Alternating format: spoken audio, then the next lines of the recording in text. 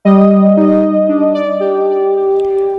benar Dewan Jenderal itu hidup bermewah-mewahan seperti apa yang dituding oleh para pelaku gerakan 30 September? Salah satu buktinya adalah silakan Anda datang ke kediaman atau rumah Jenderal A.H. Nasution di Jalan Teguh Umar, Menteng, Jakarta. Rumah tersebut bukanlah rumah milik Jenderal A.H. Nasution. Rumah itu milik mertua Pak Nas yang bernama Bapak Gondokusumo. Sampai akhir hayatnya, Pak Nas tidak memiliki rumah pribadi atas namanya. Dalam kehidupan sehari-hari saja Pak Nas dikenal sebagai perwira yang puritan dan bersahaja. Yang kedua, coba Anda silahkan datang ke rumah kediaman Jenderal Ahmad Yani di Jalan Lahar Hari, Menteng, Jakarta. Rumah itu juga bukan rumah pribadi Pak Yani, itu adalah rumah dinas Menpang AD pemberian Soekarno.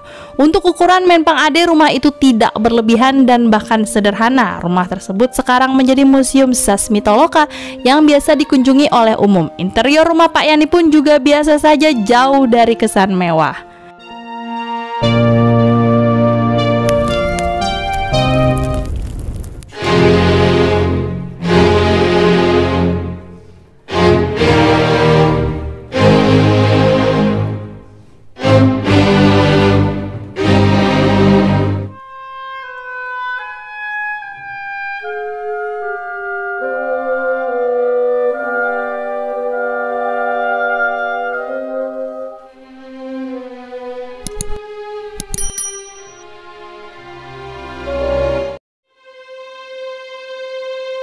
Pak Yani sendiri hanya memiliki satu buah mobil Impala. Mobil tersebut masih tersimpan di Museum Sasmitaloka. Dengan mobil itulah Pak Yani berkendara dengan istri dan 8 orang anak-anaknya. Untuk keluarga dengan 8 anak, mobil tersebut sangatlah kecil dan anak-anak Pak Yani harus berdesak-desakan di bangku belakang. Kemudian silakan Anda datang ke rumah Pak MT Haryono di Jalan Prambanan, Menteng. Rumah itu jauh dari kesan besar dan begitu bersahaja.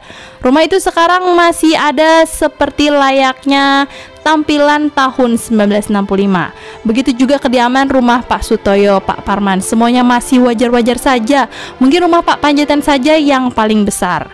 Semua janda-janda mendiang para jenderal yang terbunuh dalam G30S harus menyambung hidup lewat santunan negara yang tak seberapa.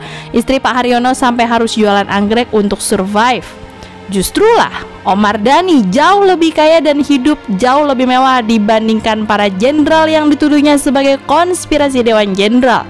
Dan Aidit sendiri pun juga punya 2 rumah pribadi. Salah satunya lokasinya tidak jauh dari kediaman Pak Haryono. Dan Aidit hidup cukup makmur karena selalu disuplai uang dari para pedagang keturunan Cina di Indonesia dalam wadah organisasi Bapergi. Jadi, kecemburuan sosial tersebut tidak bisa dijadikan justifikasi untuk menculik dan membunuhi para jenderal MBAD tersebut. Apalagi sampai memfitnahnya ingin mengkudeta Soekarno. Sungguh fitnah yang sangat keji.